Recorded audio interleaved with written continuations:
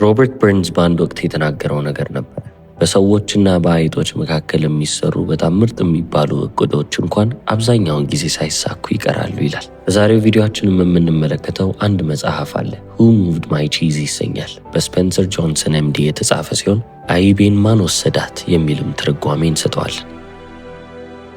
ሕይወት ብዙ ጊዜ እኛ በጠበቅናት መንገድ ላትሄድልን ትችላለች። ብዙ ማናስባቸው ጠመዝማዛ መንገዶችም ከፊታችን ይጠብቁናል እና ለውጥ የሚባልን ነገር ደግሞ ስንመለከት የመጀመሪያው ሪያክሽናችን ወይንም ምላሻችን ያንን ለውጥ እምቢ ማለት ወይንም ሪዚስት ማድረግ ነው። ለምንድን ነው የሰው ልጆች እንደዚህ አይነት ነገር የምናደርገውም ካልን ለውጥ የሚባለውን ነገር ስለምንፈራ ነው። የምንፈራበትም ምክንያት ለውጥ የተባለው ነገር አንኖን የሚባል ነገርን ወይንም የማናውቀውን ነገር ይዞብን ይመጣል። አይምሯችን ደግሞ የማናውቀውን ነገር ሁሌም ቢሆን ለመሸሽ ነው የሚሞክረው።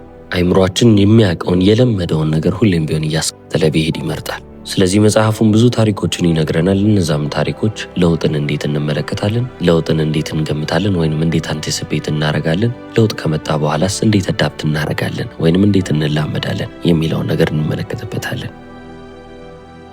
አሁን እነዚህ የለውጥ ትምህርቶች በጣም ደባሪ ናቸው የሚባሉ ናቸው ወይንም ደግሞ ደረቅ ትምህርት እንዳይሆንም ጸሐፊው በጣም ኢንትረስቲንግ የሚባሉ ቀልባችንን ሊይዙ የሚችሉ ገጸ ባህሪያቶችን ወይንም ካራክተሮችን በመጽሐፉ ውስጥ ያስተዋውቀናል። በታሪክ መልክም አድርጎ እንደ ስቶሪ አድርጎ እየነገረንም ሌሰኖቹን ወይንም ደግሞ ትምህርቶቹን በታሪኮች ውስጥ ሸጉጦ ያስቀምጥልናል ማለት ነው። ስለዚህ ታሪኩም እኛን ይስበናል፣ ነገር ግን ይዘን የምንወጣውም ደግሞ ቁም ነገር ይኖራል። ታዲያ 4 ገጸ ባህሪያቶችን ላስተዋውቃቸው ነው። 2ቱ አይጦች ናቸው፣ 2ቱ ደግሞ በጣም ትናንሽ ከአይጦቹ እኩል የሚሆኑ ሰዎች ናቸው። የመጀመሪያው ካራክተር ወይንም የመጀመሪያው አይጥ ስም ስኒፍ ይባላል። ሁለተኛው አይጥ ደግሞ ስከሪ ይሰኛል። 2ቱ ትናንሽ የሚባሉት ሰዎች ደግሞ ሄምና ሃው የሚል ስምን ሰጥቷቸዋል። ታዲያ አሁን እነዚህ ገጸ ባህሪያቶች ማንን ነው የሚወክሉት ካላችሁ ሲምፕል እና ኮምፕሌክስ የሚባለውን የሰውን ልጅ ባህሪ ይወክላሉ፣ ወይንም ደግሞ ቀላልና ውስብስብ የሚባለውን ባህሪዎቻችንን። ጸሐፊው ስፔንሰርም እንደሚናገረው ከሆነ አንዳንድ ጊዜ እኛ እንደ ስኒፍ እንሆናለን። ስኒፍ ማለትም የመጀመሪያው አይጥ ማለት ነው። ነገሮች ሲመጡ ወይንም ለውጥ ሲመጣ ቀድሞ የሚሸተው ሰው አይ እንደሱ አይደለሁም እንደ ስከሪ ይሆናለሁ ካልንም ደግሞ ወደ ተግባር ሮጠን የምንሄድ አይነት ሰዎች እንሆናለን። የበለጠ ውስብስብ ወይንም ኮምፕሌክስ ከሆነን ደግሞ ልክ እንደ ሄም እንሆናለን። ለውጥ ሲመጣ ለውጥን አልፈልግም ይላል፣ ከለውጥ ለመሸሽ ይሞክራል። ይህንንም የሚያደርገው ይህ ለውጥ አሁን ካለሁበት ከባድ ሁኔታ የበለጠ የባሰ ሁኔታ ውስጥ ሊያስገባኝ ይችላል ብሎ ስለሚያስብ ነው። እኔ እንደሆን ልሆን እችላለሁ ብላችሁ ካሰባችሁም ለውጥን ሲመለከት ቶሎ ለመማር ይሞክራል፣ ቶሎ አዳፕት ያደርጋል፣ ቶሎ ይላመዳል። ነገሮች ሲቀያየሩም ደግሞ የተሻለ ነገር በህይወቴ ውስጥ ሊመጣ ይችላል ብሎ የሚያስብ ሰው ነው። አሁን ታዲያ በዚህ መጽሐፍ ውስጥ 4ቱ ካራክተሮች ወይም 4ቱ ገጸ ባህሪያቶች ጠዋት ከቤታቸው እንደወጡ ሜዝ ውስጥ መሽከርከር ነው ስራቸው። ሜዝ ማለት ልክ እንደ እንቆቅልሽ አድርጋችሁ አስቡት። አንዴ እዛ ውስጥ ከገባችሁ በኋላ በየት በኩል መታጠፍ እንዳለባችሁ የትኛው መውጫችሁ እንደሆነ የማታውቁበት ቦታ ነው። ታዲያ እዚህ ሜዝ ውስጥ ለምንድን ነው የሚገቡት ካላችሁ ሁሉም የራሱን ቺዝ ወይንም አይብ ስለሚፈልግ ነው።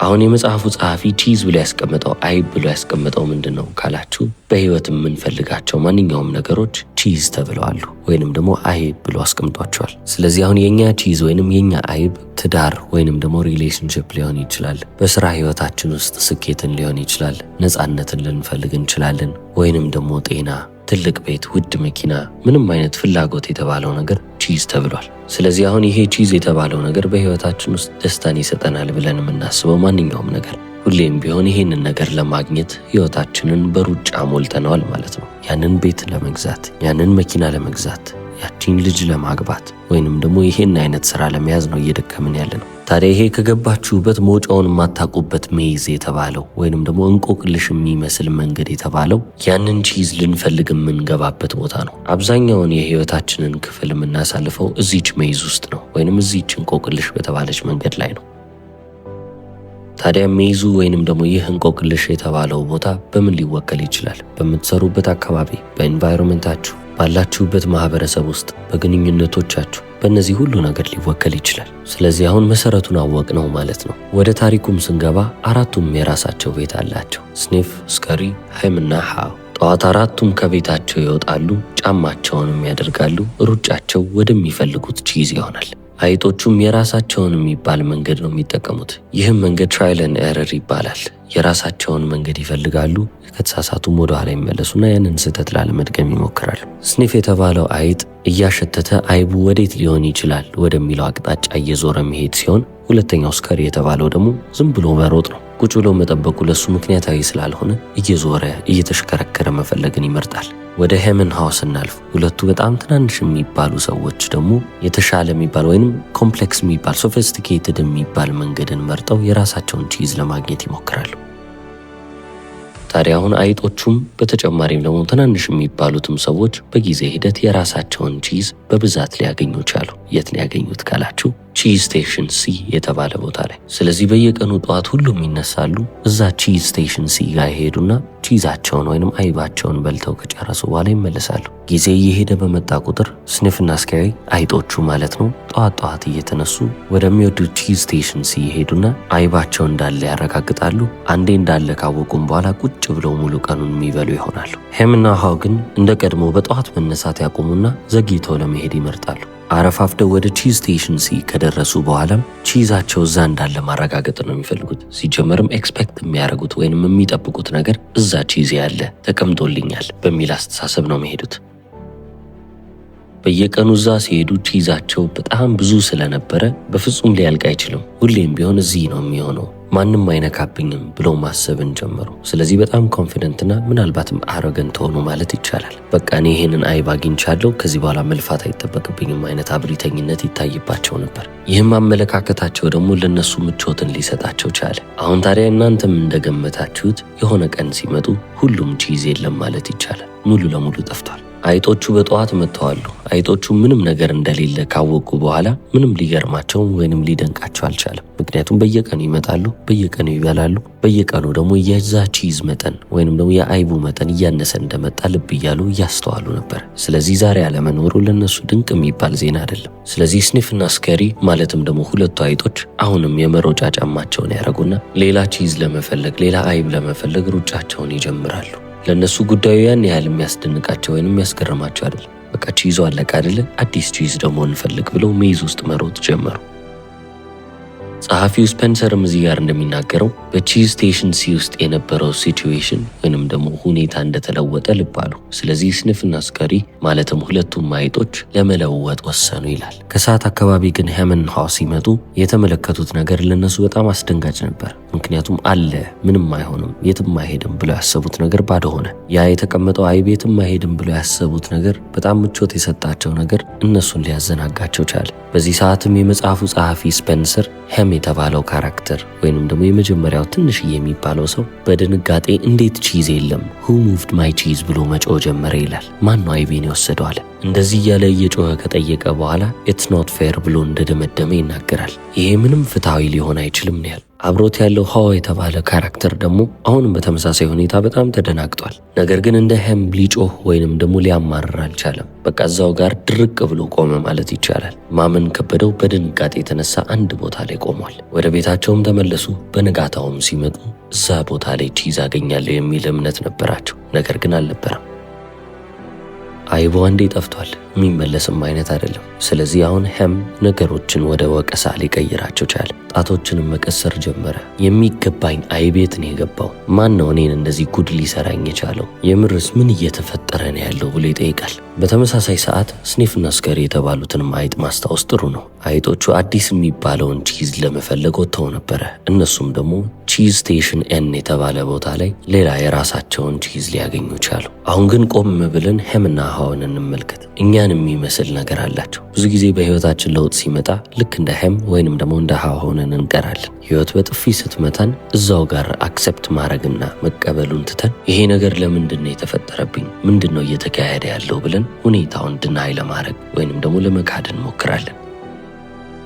እነዚህ ሁለቱ ትናንሽ የሚባሉትም ሰዎች ሄምና ሃውም ያጋጠማቸው ነገር ይሄ ነው። ወደዛ ሜዝ ተመልሰው ወደዛ እንቆቅልሽ በበዛበት መንገድ ላይ ተመልሰው ቺዛቸውን አይባቸውን መፈለግ አልፈልጉም። ምክንያቱም ያ ማለት ለአይምሯቸው አንሰርቴን የሆነ መንገድ እንዳለ ያሳያቸዋል። በተጨማሪም ደግሞ መጥፋት የሚባልም ነገር እንዳለ ያሳዩ። በመሃል ላይም ደግሞ ላይሳካልኝ ይችላል የሚልም እምነት አላቸው። ለወድቅ ወይንም ላይሳካልኝ ይችላል የሚለውም ፍርሃታቸው እነሱን ወደኋላ እንዲያፈገፍጉና የትም እንዳይሄዱ ያደርጋቸዋል። ስለዚህ ቤታቸው ይመለሳሉ። ከቤታቸውም ነገ ጠዋት ሲል ተመልሰው ወደ ቺዝ ስቴሽን ሲ ይሄዳሉ። እዛው በድሮ ቦታ ጋር ምክንያቱም ቢያንስ የምናውቀው ቦታ ነው፣ ቢያንስ እዚህ ምቾት ይሰማናል ብለው ያስባሉ። የራሳቸውን ኮምፈርት ዞን ያገኙ ናቸው። ታዲያ በዚህ አይነት ሩቲን ውስጥ ሲሄዱ ነበሩ። ነገር ግን ሆዋ የተባለው ግለሰብ እስካሁን እያደረገ ያለውን ነገር ለምን እያደረገ እንደሆነ ልብ ማለትና ማስተዋል ጀመረ። ፍርሃት እንዴት እሱን ቆንጥጦ እንደያዘው ሲያስታውስ መሳቅ ጀመረ። ስለዚህ የተገለጠለት ወይንም ደግሞ የገባው ሆዋ ወደ ሄም ይዞርና ይሄ ነገር አያዋጣንም እና ከዚህ ቦታ ሄደን አዲስ ቺዝ እንፈልግ፣ አዲስ አይቭ እንፈልግ ይላል። ሄም ግን ሰውን መውቀስ ከዛም በላይ ደግሞ ለምንድነው ይሄ የተፈጠረው እያለ ድናይ ማድረግን መካድን የመረጠው። ሆዋ ግን አንድ ጥያቄ ነው የጠየቀው። እኔ ምንም ነገር ባልፈራ ኖሮ ምን አረግ ነበር አለ። ስለዚህ ሆዋ አሁን ወደ ሰንሶቹ ወይንም ደግሞ ወደ ቀልቡ እየተመለሰ ነው ማለት ይቻላል። አዲስ ቺዝ ላገኝ እችላለሁ ብሎ አመነ። ያንንም ላገኝ እችላለሁ ብሎ ያሰበውን ቺዝ በአይነ ህሊናው መመልከት ጀመረ። ኢንቪዥን አረገው። ሄም አብሬህ አልመጣም ስላለው ወይንም ደግሞ ሄም መስማት ስላልፈለገ ያለኝ ብቸኛው አማራጭ እዛች ሜዝ ውስጥ ለብቻዬ መሽከርከር ነው ብሎ ያሰበ ሰው ነው። ስለዚህ ማንም ሰው አይረዳውም፣ ለብቻው ነው። እዛ እንቆቅልሽ የሚመስል መንገድ ውስጥ ገብቷል። መውጫውን መግቢያውን አያውቅም። አንሰርቴን የሆነ ነገር የበዛበት ቦታ ነው። ማለትም እርግጠኛ ሊሆንበት የሚችለው ነገር የለውም። እንደዛም ቢሆን ግን እዛ መንገድ ውስጥ ሊገባ ቻለ። ታዲያ ያ መንገድ በጣም አልፊ ነበረ፣ አስጊም ነበረ፣ በጣም ፈታኝም ነበረ። ከትንሽ ጊዜ በኋላ ግን ይሄ የአድቬንቸርን ስሜት ሰጠው። ቀደም ብዬ ምን አለ አዲስ ቺዝ ለመፈለግ በወጣው ብሎ ማሰብ የሚችል ሰው ሆነ። እንደዛ ቢልም እንኳን ከመቅረት ማርፈድ ይሻላል ብሎ ያሰበ ሰው ነው። ባረፍድም አልቀረሁም በሚለው ሞራል እየተንቀሳቀሰ ያለ ሰው ነው ማለት ነው። እስካሁን በተመለከትነውም ሆዋ ብዙ ነገሮችን የተረዳ ሰው እንደሆነ ተገንዝበናል። ለውጥን ኤክስፔክት ማድረግ እንዳለበት፣ ለውጥን መጠበቅ እንዳለበት፣ በተጨማሪም ደግሞ ሳይኖችን ምልክቶችንም መመልከት እንዳለበት፣ በተጨማሪም ልክ ጸሐፊው እንደተናገረው አይባችሁን በየቀኑ ማሽተት መቻል አለባችሁ። አይባችሁ እየተበላሸና እንደማይሆን ለማወቅ እንኳን በየጊዜው ልታሸቱት ይገባል ይላል። በመጨረሻም ቶሎ ብለን አዳፕት ማድረግን ያስተምረናል። ለውጥ ሲመጣ ያንን ለውጥ ቶሎ ብለን መላመድ የምንችል አይነት ሰዎች መሆን አለን። ታዲያ ሆዋ የተባለውም ደግሞ ግለሰብ ወይንም ደግሞ ካራክተር ለምንድን ነው ግን ቀድሜ አዳፕት ያላረኩት? ለምን ቶሎ አልለመድኩም? በጊዜ ማድረግ እችል ነበርኩ ብሎ ማሰብን እንዲችል አረገው። ለምን መንቀሳቀስ እንዳልቻለ ግን ምክንያት የሚያገኘ ይመስላል። ፍርሃቱ በፍጹም ሊለቀው አልቻለም። ጸሐፊው ስፔንሰር እንደሚናገረውም ከሆነ የምትፈሩት ነገር መቼም ቢሆን እንደምታስቡት አስፈሪ አይደለም። አይምሯችሁ ውስጥ የምትገነቡት ፍርሃት በትክክለኛው ዓለም ላይ ከሚከሰተው ነገር በፍጹም የተለየና በተጨማሪም ደግሞ ከዛም የባሰ ነው ይላል። በዚህ ሆዋ በተባለ ካራክተር ውስጥም ደግሞ የምንመለከተው ነገር ይሄንን ነው። አዳዲስ ነገሮች ሲመጡ ወይንም ደግሞ ለውጥ ሲመጣ ብዙ ነገሮችን ማስተካከል እችላለሁ ከሚል ሐሳብ ይወጣና ብዙ ነገሮች ሊበላሹብኝ ይችላሉ ይላል። ሁሌም ቢሆን የሰው ልጅ ሁለት ምርጫ አለው ይላል። ለውጥ በመንገዳችሁ ላይ ሲመጣባችሁ ይሄ ነገር ሊያስፈራኝ ይችላል ወይንም ሊጎዳኝ ይችላል ብላችሁ ካሰባችሁ ቶሎ ብላችሁ ድናይ ለማድረግ ወይንም ደግሞ አልፈልገውም ብላችሁ ለመካድ ትሞክራላችሁ። ያም ደግሞ እናንተን የበለጠ መጥፎ የሚባል ሁኔታ ውስጥ የሚያስገባችሁ ነገር ይሆናል። ነገር ግን ለውጥ እኔን ያግዘኛል ይለውጠኛል ብላችሁ የምታስቡ ከሆነ ኤምብሬስ ታደርጉታላችሁ፣ ትቀበሉታላችሁ። ከዛ ከለውጥ የሚባለው ነገር ጋርም ሰላማዊ የሚባል ሪሌሽንሽፕ ይኖራቸዋል። ቢያንስ ሬዚስት ለማድረግ ወይንም ደግሞ አሻፈረኝ ለማለትም አትፈልጉም። በተጨማሪም ደግሞ ማድረግ ያለባችሁን ነገር እንዳለ እያደረጋችሁ ታልፋላችሁ። ሆዋ የተባለውም ካራክተር ሜዝ ውስጥ ሲሽከረከር እጅግ የሚባል ደስታን ሲሰጠው የነበረው ነገር ምንድነው ካላችሁ በፍርሃት ውስጥ ታስሮ አለመቀመጡ ነበር። አይቡን እኮ እስካሁን አላገኘውም። ነገር ግን አለማግኘቱ እሱን ሲበጠብጠው የነበረ እውነት አይደለም። ቢያንስ ትላንትና በፍርሃት ውስጥ ተቀምጬ ነበረ፣ ከዛ ስሜት ውስጥ ሙሉ ለሙሉ ልወጣ እችላለሁ የሚል ሐሳብን ይዞ በዛ ሐሳብ ውስጥ እጅግ እየተደሰተ የሚያልፍ ሰው ነበር። አብዛኛውን ጊዜ የፍርሃት ስሜት ሲመጣብን የምንፈራውም የምንሸሸውም የህልውና ወይንም የሰርቫይቫል ኢሹ ስለሆነብን ነበር። በዚህ ዘመን ግን አብዛኛውን ጊዜ የምናገኘው ፍርሃት እኛን ወደ ኋላ ጎትቶ የሚያስቀረን ነው እንጂ አይምሯችን እኛን የምርም በህይወት ለማትረፍ የሚያደርገው ሙከራ አይደለም፣ የማያውቀውን ነገር መሸሽ ስለሚመርጥ እንጂ። በስፔንሰር ጆንሰን ኤምዲ የተጻፈው Who Moved My Cheese የተሰኘውን መጽሐፍ የመጀመሪያውን ክፍል በዚህ መንገድ ተመልክተናል። ነገ በሁለተኛው ክፍል እመለስላችኋለሁ። አመሰግናለሁ። ቻው።